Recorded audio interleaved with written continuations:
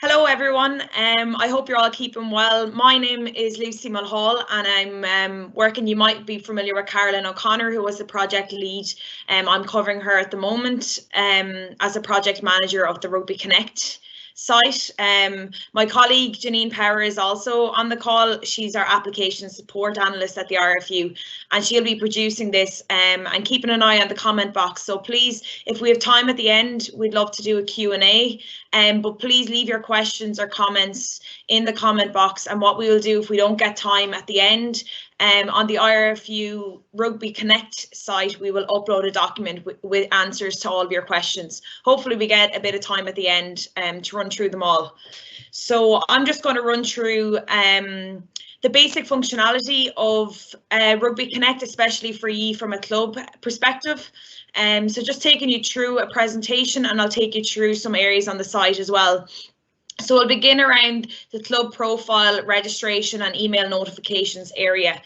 So I'm just going to swap across to our staging site. So any players that show up on this have just been inputted from a staging perspective. So the first area I'll just run through quite quickly, and it will become more important, particularly for next season, is this club details page. Our ideal is to link this to the Irish Rugby site for next season. So here is where you would have inputted your club name.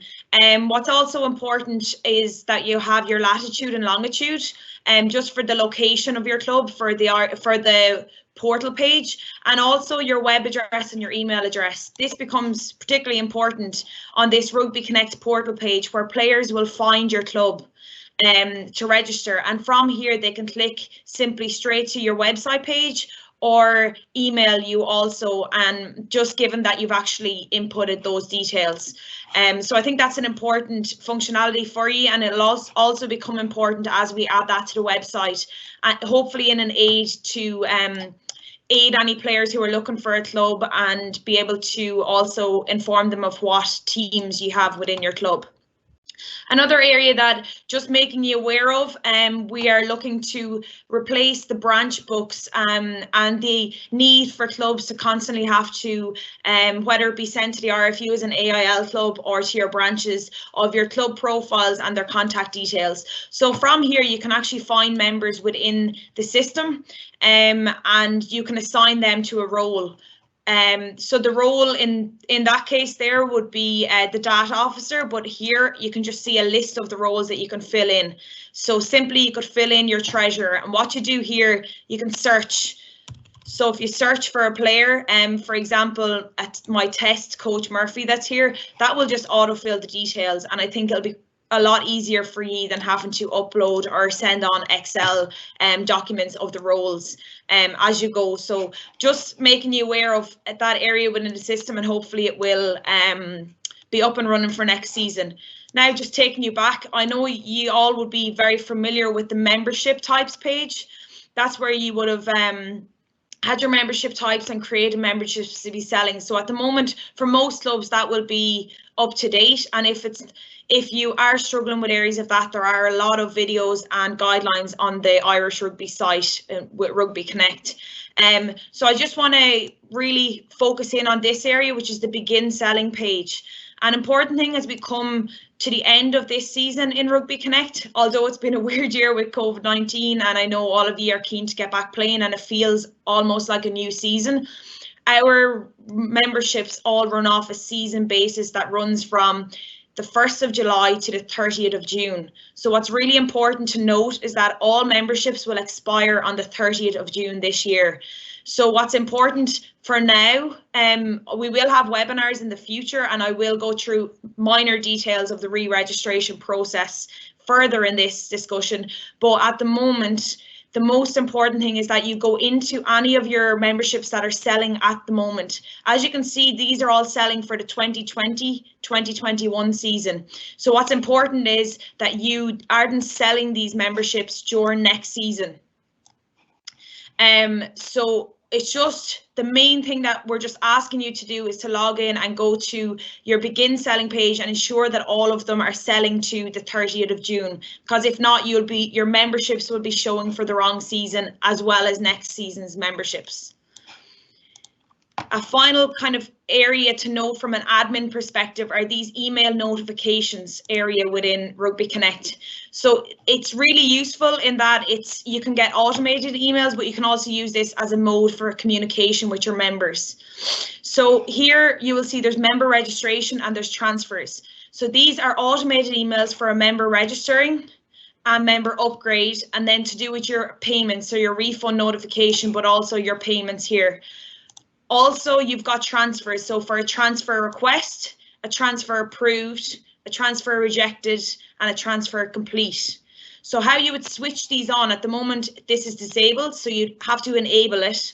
Then you need to insert an email of someone that you would like to be notified of this within the club. So for transfers, it could be someone completely different than for someone that, for say a membership registration, you might be a registrar. For a transfer, it might be someone else within the club. You don't have to enable all of them, you can enable one at a time, and what it will do is once a transfer has been requested by another club, you will get an email notifying you of this. So you could set it as transfer requested. What's also really useful is down here, you can write a customizable email, but it will autofill with details. So what you could say is and then you can input here, so input transfer type, so that will say whether it's a dual or a transfer. So a transfer or a dual has been requested for, and then the player name, which will autofill for each case. By, and then you can note the club that has or requested to, sorry, to the club. So that's quite a useful functionality to have, and you just have to save it down here, and that will allow you get email notifications and in an automated fashion, which I know has been requested by a number of clubs and will be quite useful, because then you can be made aware that you have to log in and approve a transfer that is waiting. Another one just for your upcoming return to training, hopefully, you can send just one-off notifications. So if you want to send a notification to all your members about the return, apologies for my Wi-Fi, hopefully it'll load now, but if you want to send a notification to all of your members about the return of a training session, or about your return to play protocols or anything like that, what you can do here is you select your members, and then you can search your members here. So you could literally pick out based on specific filters, or else genders, or you could select all if you wish. And by selecting all, you can send an email to everyone within your club at one time. Then just coming back out of here, this is the notification that you're going to send out. So it can be a one-off message, and it could be simply around the return to play protocol for the club and about filling in their health surveys for the return of rugby. Now I'll just bring you back to my presentation here, and we're going to just walk through some of the steps to do with matching and approving players. I know it's been quite a while since the beginning of the season with the registration process, so you might have a few members who are sitting inactive and unable to be added to team sheets. So just note on that, and then awareness around the training panels and team sheets and what functionality is available to you, in particular with our health surveys and health declarations. And another area that may be new to a lot of clubs is the transfers, dual and loan area of RugbyConnect. So I'll run through that as well, and then just some notes towards the end. So just rehashing that in the registration at the moment, everything should be set up for you. Just ensure that the begin selling is set as an expiry or to sell until the 30th of June of 2021. Then if you have any payment issues, just to note that the IRFU do not deal with the payments area of RugbyConnect, that's Sport Lomo directly. So that's an email address where you can contact Sport Lomo for either setting up your payments for next season or dealing with issues around this season. So there's 3 steps to getting a player active within RugbyConnect. The first one is the player registering.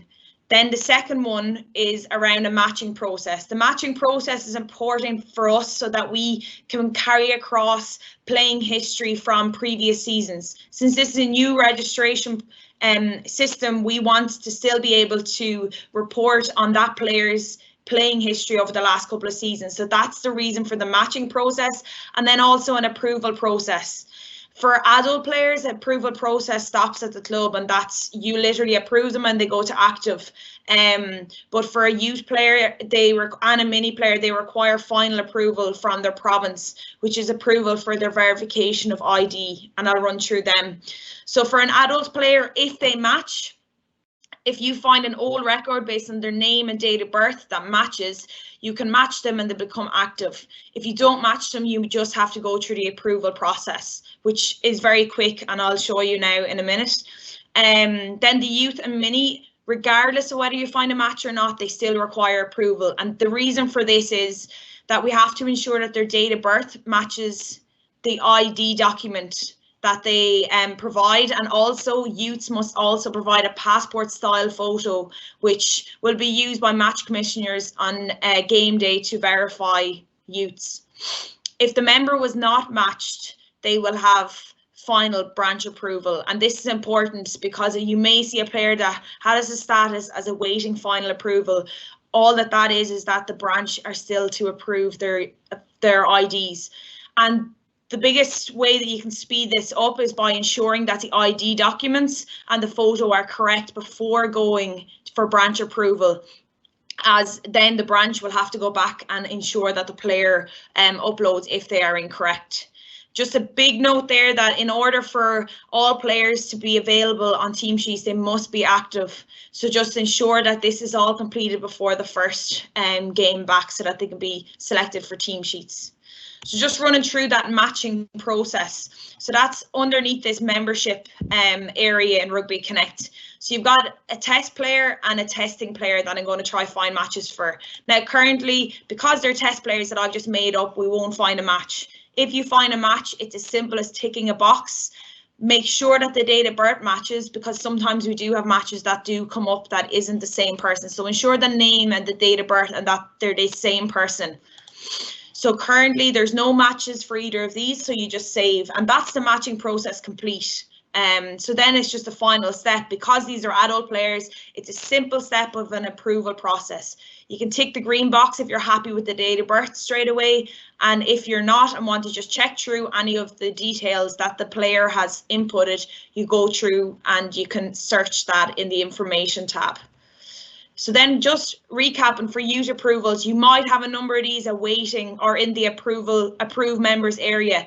This may be because their ID documents were not correct. So just go back and ensure that it is a passport or date of birth for their ID verification and their date of birth verification, and that the photo is a passport style photo. This is a similar enough process in that it's it's an approval process, but it's just important that you don't skip and just complete that green tick to approve them, that you actually do note the date of birth first as the 13th of September there, and then when you do go down to the bottom and you see their photo, ensure again a passport style photo, and then finally when you see this ID copy, you click into it and you must check on that birth cert that the date of birth is that 13th of September 2007. And then click approve, and that's them approved, and they'll just have that status of waiting additional approval. Okay, then just moving on to transfers, dual and loan. Dual and loan will still be completed offline. This requires committee approval, so your branch will complete the dual process in RugbyConnect. The player will still be dualed and will have a status of a dual player in RugbyConnect, but this is all completed by your branch, and it still expires on the 30th of June. The schools players are also noted as dual. I know previously in Clubhouse this was referred to as double, but it is essentially the same thing. They're just dual with their school and with their club, and this will expire, but we are working on a renewal by a school registrar, so the player doesn't need to worry about that at all. So you've got two options for transfers. Transfers are kick-started by a club. So a club can choose to send a player or request a player. So when you're sending a player, you're sending a player from your club. So you can search for that member and you can choose to send them. But when you're requesting a player, you can't search the whole membership database for a player. So to prevent any incorrect players being requested because they have the same name, we ask that you know their IRFU ID. So it's important that if you're requesting a player, that player knows their IRFU ID and that you're able to input that when you're searching for them in the system. So I've just kick-started a transfer here from Wicklow to the test load. So I've requested a player based on their IRFU ID. So you can search in through the transfer request and you'll be able to see the reason why, and you can also see down here who is approved. So by sending or by requesting a transfer, that's your approval done. It's if another club requests, then you need to approve. So now that one required approval, so it's as simple as accepting the terms and conditions and clicking approve. And then I'll show you how that looks from a player's perspective, so you can have good communication with your players. So players go into their transfer and dual memberships area of their own. See, I'm logged in Wicklow. So I've been requested to move to the test club. So that button there is for your approval. Again, you see that screen of my reason that I want to move, and I accept the terms and conditions as a player. What I've done in the meantime as well is I have approved on behalf of the branch, on behalf of the other club as well. So at the moment, that means everyone has approved the transfer, but the transfer is not complete. It has a status of approved. So in order to ensure that the transfer is completed, you have to click this arrow. So that will just show you there, they're all approved. So the next step is for me to click this arrow. What this arrow is it's a registration. So yes, you've transferred to a new club, but you still must register with that club by selecting the category you wish to transfer to. And also it's important that we still go through that process of accepting the terms and conditions and inputting any results as well, or any information that's required by that club. So that's the transfers. Just keep an eye on your transfer page within your club page to ensure that any transfers that are awaiting approval, you're able to approve or you are able to look into and see. Then we just look forward towards the training panels area, which hopefully we'll get to use very soon when clubs reopen. So when you're creating a panel, you have an opportunity to assign an age grade and then a team to the panel. And I'll run through this in a couple of moments. The team name will be created by your province. At the moment, there's a link that allows you to create a team name or create a team. That link will be disabled very soon. So any team names that come up are from your province, so that when it comes to fixtures, we are ensuring that the correct teams and the correct names are showing in the fixtures. So you can name your panel though further. You can name your panel training sessions or scrum training session with scrum coach. You can name it very specifically. And then also from a club perspective, once you have those panels created, it's really important to assign an official or two or three to that panel so that they can manage it from their own public user login, and you no longer have to create sessions for that panel or have to be updating the panels. The official themselves can add players to it. They can make notes on the session. They can create the sessions themselves. What's also, I think, a really important tool is that they can take attendance, and through that they can see the health survey results. So you can add a COVID officer as an official to your team, and then they can monitor whether everyone has filled in their health survey 24 hours before the team or before the training session.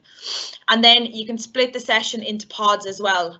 So I will show you firstly from a club perspective, and then that will be the coaching perspective. You go into your team sheet panels. At the moment, I have an adult female team set up, or panel set up. So if I go to add a panel, I want to base my panel. I can have a standalone training panel, but I want to base my panel around a team. I want the adult team to play, but I don't want the A team. I want the B team to play, which is a different panel of players. So what I'll do is first I'll select adult female. So the province then they have adult female, the A's, and then they've also set up a B and a C because I requested those to be set up for my club because we play in 3 different divisions. So that's it for the B team, and then you can just save that. Now, your final step as an admin on the club side can be literally you can add an official. And once you add an official, then you needn't even add a player. So you just search for an official in this. So I know I've set up a coach here myself, so I can add that coach. By doing that now, I could leave that and just save it, and then I needn't add players at all. You can also add the players if you do wish. So when the coach logs in, on the coach there, you'll be assigned a panel or a team. So what they can do is then go and create the sessions themselves. So there's their team sheet panels. When they enter into this, you can see they've been assigned to the A team as well as the B team. So they want to create a session for this A team. So you add a session. This can all be done by your coaches. And you select your venue as, so for me it's a test venue. If you can't find your venue of your club within that area, you click venue not found, and you'll simply just have to add in your air code for the pitch that you want to train in. Then also you add your time details. It's important to fill in the finish time. This is important for your health survey so that we can ensure that they're completed within 24 hours of your training session. And then also just give it a name. Then after that, it comes to adding your attendance. So this is kind of an autofill group that will show. You can delete that if you want to tidy that up, as I'll show here. And then, especially during these times, there might be times where you can only train in groups of 6, in groups of 15, or where you might want to split up you might want the A's and B's to train together, but you want to split them up into 2 different groups. So what you do is add a group as I have there and rename it. Then rename this to pod 1. So now you've got 2 different pods. And then it's as simple as you can move players around between pods. So now I've moved Mary over to pod 2. You can move as many players as you wish, and you can still move them back afterwards if you wish. You can just move. And if I have more than one coach, especially now, if you have more than one coach that can only work with one group at a time, you can move a coach to a group as well. Then here, I'll just rewind that a little bit. So here is where you can make notes. So you can make these before or after a session. So before a session might look something like this, where on Angela's, I want to make a note that I have been contacted by her physio and she's a tight hamstring, and I don't want her to take part in the extra running at the end of the session. Then you can also make other comments such as Sarah might be late for training, and afterwards you can make notes based on their performance at training. Also, after training or during training, you can tick them here as being present or not. And then also I'll just show you where you can also send out an email just notifying players training is back. Especially this is important, just communication around when you're back training post-COVID. Just moving on then, this is from the player's perspective. So right here, when they log in, I have them under the same membership and the same login, but when they log in, they'll see here that they have a new survey available. Any member at all can fill out a survey, and a survey that isn't linked to a session initially. It lasts for 24 hours, and any session that you're invited to within that 24 hours, it will autofill for. So you can, especially for a coach, if you're a coach and a player, you can fill out the survey once and it will go straight to being filled out for the 2 sessions that you have that evening. So then this is where the players can view and tick that they're going to attend a training session, and also they have the choice to fill out their health survey from here.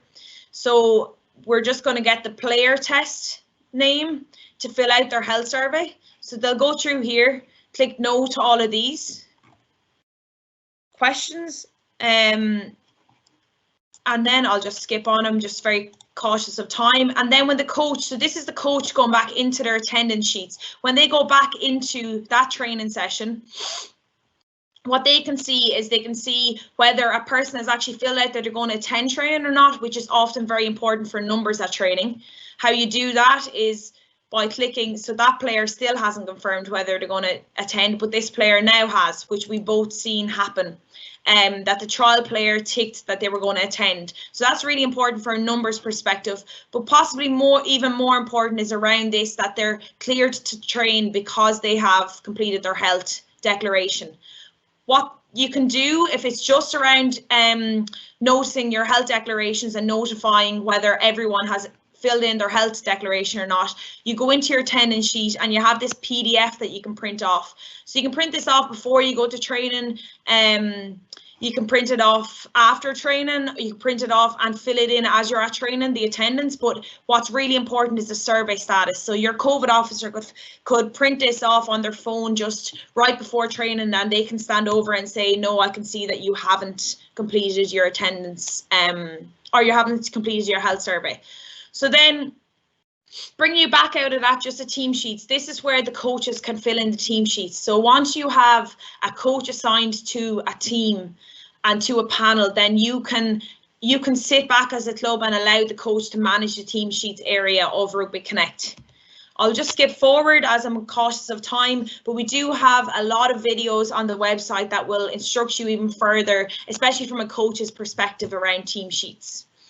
Just to make you very aware of, the attendance tracking module, we're very confident within RugbyConnect can be really positive for clubs. It's the attendance tracking linked with health declarations. What we are looking to add in, and will be added in the very near future, is this attendance tracking report. So from last season, we can run a report that will tell you how many attendances you've had within your club. We can also tell how many health declarations have been filled out in your club. We can tell how many attendances have been marked by coaches in your club, and I think that's a really useful tool to have, and it is definitely coming. So that's why I'd really encourage you to use the attendance tracking module, as it would be really nice to be able to report in a couple of months' time when we're all back up on our feet and playing, that you've had this amount of people training in your fields since the return of rugby, and that you can actually report on that as a club as well, which is really nice and useful to have. As I said, that team naming access will be removed from a club's point of view. This is a clean up around fixtures. So the provinces will create your teams, and it will make it a lot easier for you that way as well. We also have a events area of RugbyConnect. That is almost ready. Your Give It a Try programs or summer camps will be ran through these events area, and it allows for really good reporting, but then also really good management of these events. For example, if you wanted to run a trial tag event through your own club before full contact can resume, you can do this through the events portal. Instead of having any fixtures, you can actually have a fixtures table and league through events instead. I also want to reassure you that we will be coming out with information around the re-registration process very soon. And what will happen will be an automatic email will be sent to all members from within your club. This will notify the expiry of their membership, but also will ask the player to, or the coach or the member, to re-register for the next season. There will be a slight bit of work for ye as a club with this, where just as you did for the beginning of last season, you have to complete that membership type begin selling portion of RugbyConnect, and other than that it will just literally run the same as last season. Also, we have that club profiles page, and we're really keen to make that a very interactive, and to be able to possibly detail your training sessions, what panels you have, so that if a player is looking for a club to play in, they can go and check and see that there's under 15s rugby in that club, or there's female rugby in a club. And then finally, the club roles, as I went through at the beginning, that these will replace all of that communication back and forward by email or using Excel, that you can actually just do this within RugbyConnect. Also, I would really invite anyone who's having any sort of questions around the site to look up our RugbyConnect page on the Irish Rugby website. There's loads of videos, and also as I'm sure you're aware of, we're running out of time, so there will be any questions that you've asked today, we will be answering in a document that will be uploaded in RugbyConnect. We also like to detail any developments that we've got ongoing and make you aware of any glitches or any issues that we're aware of and that we're working on but aren't currently fixed at the moment. There's also a lot of information for players and for coaches, so if you're being asked questions, you can always just refer them to the website. So the take-home points from today, I feel if you could be going away with that kind of confidence in that there's a really good tool there at the moment to help you with your attendance tracking and health declarations. Your players are all there already, and your team sheets are done through it. So it's a really nice way to be able to track your attendances in your club and to be able to run sessions through. Also, just please ensure that your selling to date is the 30th of June 2021. Keep an eye out for all communication around the beginning of next season and the re-registration process. This begins on the 1st of July, so we will be coming out with communication beforehand, but from a club point of view, it will be as straightforward as what we can make it free, and we will send out loads of communication. Finally, just make sure you check your approvals and matching pages, and also your transfers pages, just to make sure that if there's any players that are coming up as inactive or can't be added to team sheets at the moment, that you're clearing these before the return of any fixtures. And finally, if you do have any questions at all, just please contact RugbyConnect at IRFU.ie. We're more than happy to help out.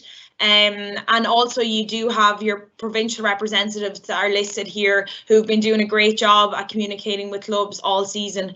And I hope that this was useful for you, and I look forward to seeing all of you in webinars very soon around the re-registration process. And I hope that you all enjoy the return of rugby, and hopefully now that we return, we'll be able to get all players back on the pitch in no length. Thank you.